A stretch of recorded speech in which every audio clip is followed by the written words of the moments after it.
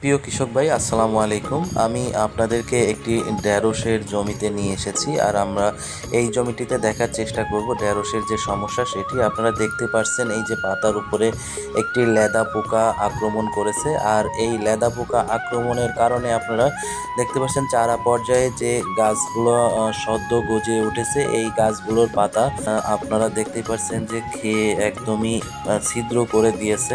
প্রিয় কৃষক ভাই, আপনারা এই যে পাতা ছিদ্রগুলো দেখছেন, এটি লেদা পোকার আক্রমণে হয়ে থাকে। আপনারা হয়তো অনেকেই লেদা পোকা দেখছেন, আমিও দেখানোর চেষ্টা করলাম। তো এই লেদা পোকাগুলো অবশ্যই আমাদের যে চাষকৃত সবজিগুলো রয়েছে সেগুলো তে ব্যাপক পরিমাণে প্রভাব ফেলে এবং গাছের বৃদ্ধিটা ব্যাহত করে দেয়, যার পরিপ্রেক্ষিতে আমাদের এই গাছগুলো সঠিকভাবে বেড়ে ওঠে না। আর এই লেদা পোকাটা দমন করার জন্য অবশ্যই আমাদেরকে পদক্ষেপ গ্রহণ করতে হবে। সেই পদক্ষেপ স্বরূপ আপনারা যদি ব্যবহার করতে চান, সেক্ষেত্রে বাজারে বিভিন্ন রকমের কীটনাশক পাওয়া যায়। আপনারা চাইলে সাইপারমেথিন দিয়েও এটি দমন করতে পারেন, এবং অ্যামামেকটিন ব্যানজোয়েট গ্রুপের একটি কীটনাশক রয়েছে, এটি দিয়েও আপনারা দমন করতে পারবেন। গ্যালাথিয়ন গ্রুপের যে কীটনাশকটি রয়েছে এই কীটনাশক দিয়েও দমন করতে পারবেন। ক্লোরোপাইরিফস 20 ইসি যে কীটনাশকটি রয়েছে এই কীটনাশকটি দিয়েও আপনারা দমন করতে পারবেন।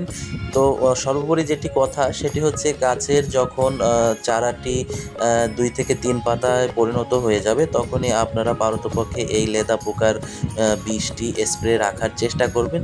সেক্ষেত্রে এই গাছগুলোকে শুরু থেকেই সযত্নে তৈরি করে বড় করা সম্ভব হবে।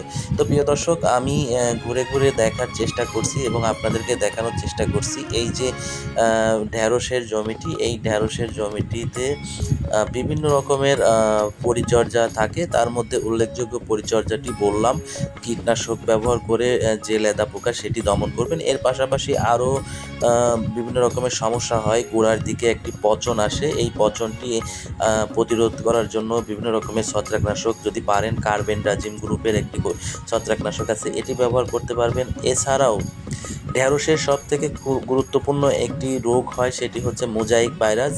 এই মোজাইক ভাইরাসটি দমনের জন্য অবশ্যই আপনাকে নিয়মিত পোকার বিষ অর্থাৎ কীটনাশক স্প্রে রাখতে হবে, আর পারতপক্ষে কপার অক্সিক্লোরাইড গ্রুপের একটি ছত্রাকনাশক মাঝে মধ্যে স্প্রে রাখতে হবে। সেক্ষেত্রে এই গাছগুলোকে সুরক্ষিত রাখা সম্ভব। তো প্রিয় দর্শক, ঢেঁড়স চাষ সম্পর্কিত গুরুত্বপূর্ণ কিছু তথ্য দিয়ে আপনাদের সহযোগিতা করার চেষ্টা করলাম। ভিডিওটি ভালো লাগলে লাইক, কমেন্ট, শেয়ার এবং সাবস্ক্রাইব করে পাশেই থাকুন। আসসালামু আলাইকুম।